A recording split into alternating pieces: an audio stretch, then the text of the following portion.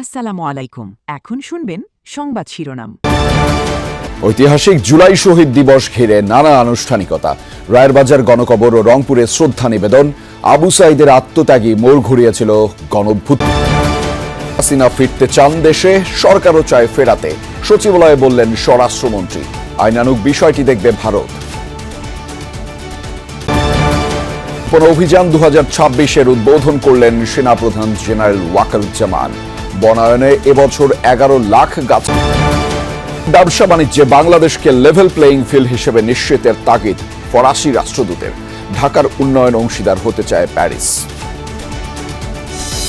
এতক্ষণ শুনছিলেন সংবাদ শিরোনাম, এখন শুনবেন গণঅভ্যুত্থান আগামীর বাংলাদেশে গণতন্ত্র প্রতিষ্ঠা এবং দেশকে সমৃদ্ধ করার চেতনা হিসেবে কাজ করবে। আর জুলাই চেতনায় উদ্বুদ্ধ হয়ে বিএনপি সরকার সবাইকে নিয়ে এগিয়ে যাবে, এমনটা জানিয়েছেন মুক্তিযুদ্ধ বিষয়ক মন্ত্রী আহমেদ আজম খান। ভোরে রায়েরবাজার গণকবরে জুলাই শহীদ দিবসে স্মরণে শহীদদের গণকবরে পুষ্পস্তবক অর্পণ শেষে সব কথা জানিয়েছেন তিনি। বলেছেন, 16 জুলাই শহীদ আবু সাঈদ ও শহীদ ওয়াসিমের আত্মত্যাগের মাধ্যমেই সবার অংশগ্রহণে জুলাই সফল হয়েছে, দূর হয়েছে ফ্যাসিবাদ। মন্ত্রী প্রতিশ্রুতি দেন, দেশের সব শ্রেণী পেশার মানুষকে নিয়ে জুলাইয়ের চেতনায় এগিয়ে যাবে সরকার। একটি নির্বাচিত সরকার হিসেবে, জনগণের প্রতিনিধিত্বশীল সরকার হিসেবে যাত্রা শুরু করেছেন। ইনশাআল্লাহ আমরা বাংলাদেশের মানুষকে সাথে নিয়ে আমরা জুলাই গণঅভ্যুত্থানের চেতনায়, এই 16 জুলাইয়ের চেতনায় আমরা এগিয়ে যাব। জুলাই শহীদ দিবসে রায়েরবাজার কবরস্থানে শহীদদের কবর জিয়ারত করল সকালে ছাত্র শিবিরের কেন্দ্রীয় সভাপতি নুরুল ইসলামের সাদ্দামের নেতৃত্বে ছাত্র সংগঠনটির নেতাকর্মীরা দোয়া মোনাজাতে অংশ নেন। পরে সাংবাদিকদের সাথে কথা বলেন সংগঠনটির সভাপতি।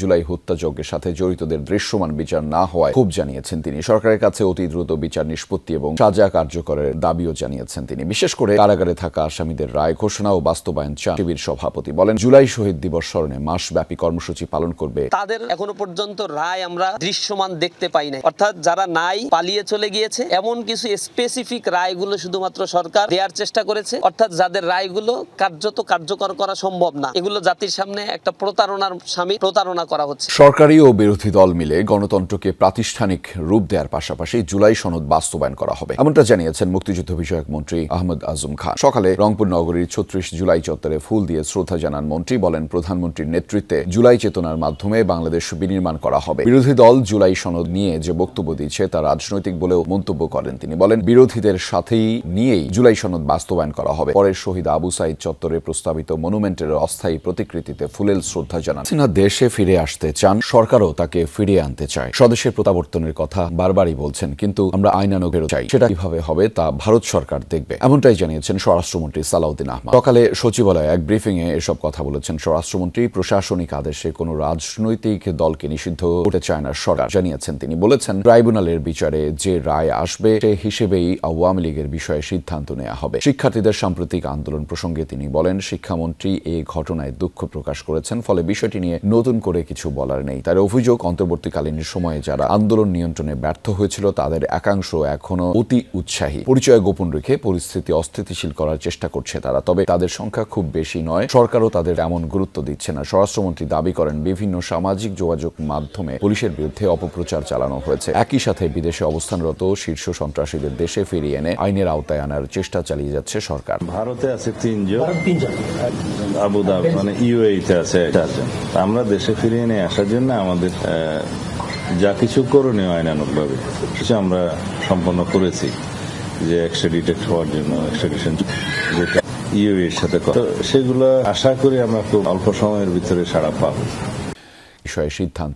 শিক্ষার্থীদের সাম্প্রতিক আন্দোলন প্রসঙ্গে তিনি বলেন, শিক্ষামন্ত্রী এই ঘটনায় দুঃখ প্রকাশ করেছেন, ফলে বিষয়টি নিয়ে নতুন করে কিছু বলার নেই। তার অভিযোগ, অন্তর্বর্তীকালীন সময়ে যারা আন্দোলন নিয়ন্ত্রণে ব্যর্থ হয়েছিল তাদের একাংশ এখনো অতি উৎসাহী। পরিচয় গোপন রেখে পরিস্থিতি অস্থিতিশীল করার চেষ্টা করছে তারা, তবে তাদের সংখ্যা খুব বেশি নয়। সরকারও তাদের এমন গুরুত্ব দিচ্ছে না। স্বরাষ্ট্রমন্ত্রী দাবি করেন, বিভিন্ন সামাজিক যোগাযোগ মাধ্যমে পুলিশের বিরুদ্ধে অপপ্রচার চালানো হয়েছে। একই সাথে বিদেশে অবস্থানরত শীর্ষ সন্ত্রাসীদের দেশে ফিরিয়ে এনে আইনের আওতায় আনার চেষ্টা চালিয়ে যাচ্ছে সরকার। বিষয়ে সিদ্ধান্ত নেওয়া হবে। শিক্ষার্থীদের সাম্প্রতিক আন্দোলন প্রসঙ্গে তিনি বলেন, শিক্ষামন্ত্রী এই ঘটনায় দুঃখ প্রকাশ করেছেন, ফলে বিষয়টি নিয়ে নতুন করে কিছু বলার নেই। তার অভিযোগ, অন্তর্বর্তীকালীন সময়ে যারা আন্দোলন নিয়ন্ত্রণে ব্যর্থ হয়েছিল তাদের একাংশ এখনো অতি উৎসাহী। পরিচয় গোপন রেখে পরিস্থিতি অস্থিতিশীল করার চেষ্টা করছে তারা, তবে তাদের সংখ্যা খুব বেশি নয়। সরকারও তাদের পুলিশের বিরুদ্ধে অপপ্রচার চালানো হয়েছে। একই সাথে বিদেশে অবস্থানরত শীর্ষ সন্ত্রাসীদের দেশে ফিরিয়ে এনে আইনের আওতায় আনার চেষ্টা চালিয়ে যাচ্ছে সরকার। ভারতে আছে 3 জন, আবুধাবি মানে ইউএইতে আছে 4 জন।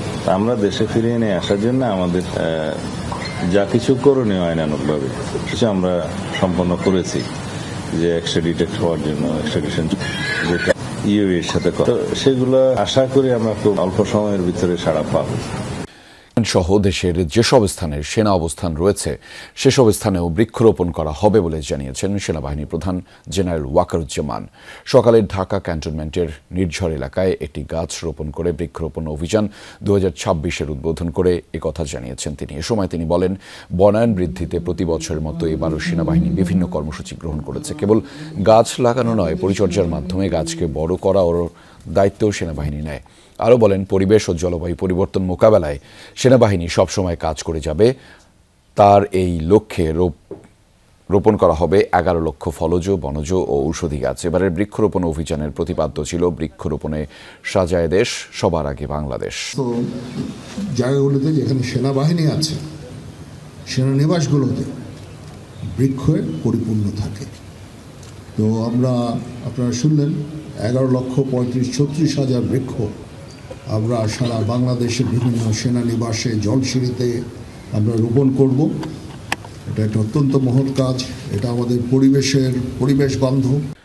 আন্তর্জাতিক ব্যবসা বাণিজ্যে বাংলাদেশ সহ দেশের যেসব স্থানে সেনা অবস্থান রয়েছে সেসব স্থানেও বৃক্ষরোপণ করা হবে বলে জানিয়েছেন সেনাবাহিনী প্রধান জেনারেল ওয়াকারুজ্জামান। সকালে ঢাকা ক্যান্টনমেন্টের নির্ঝর এলাকায় একটি গাছ রোপণ করে বৃক্ষরোপণ অভিযান 2026-এর উদ্বোধন করে একথা জানিয়েছেন তিনি। এ সময় তিনি বলেন, বনায়ন বৃদ্ধিতে প্রতি বছরের মতো এবারও সেনাবাহিনী বিভিন্ন কর্মসূচি গ্রহণ করেছে। কেবল গাছ লাগানো নয়, পরিচর্যার মাধ্যমে গাছকে বড় করা ও দায়িত্বও সেনাবাহিনী নেয়। আরও বলেন, পরিবেশ ও জলবায়ু পরিবর্তন মোকাবেলায় সেনাবাহিনী সবসময় কাজ করে যাবে। তার এই লক্ষ্যে রোপণ করা হবে 11 লক্ষ ফলজ, বনজ ও ঔষধি গাছ। এবারের বৃক্ষরোপণ অভিযানের প্রতিপাদ্য ছিল বৃক্ষরোপণে সাজায় দেশ, সবার আগে বাংলাদেশ। আন্তর্জাতিক ব্যবসা বাণিজ্যে বাংলাদেশকে ন্যূনতম লেভেল প্লেয়িং ফিল্ড নিশ্চিতের তাগিদ দিয়েছে ফ্রান্স। দেশটির রাষ্ট্রদূত জিন ম্যাকার শেরে শার্লেট বলেছেন, কোনোভাবেই ঢাকাকে বুলিং করতে বা ভয় দেখাতে চায় না প্যারিস, বরং থাকতে চায় বাংলাদেশের উন্নয়ন অংশীদার হই। শার্লেট বলেন, বাংলাদেশ এখন ইউরোপমুখী হোক, সেটাই তাদের চাওয়া। 30 এপ্রিল 2026 যুক্তরাষ্ট্রের কোম্পানি বোয়িংয়ের কাছ থেকে 14টি উড়োজাহাজ কেনার চুক্তি করে বাংলাদেশ বিমান, যার মূল্য 45,408 কোটি টাকা।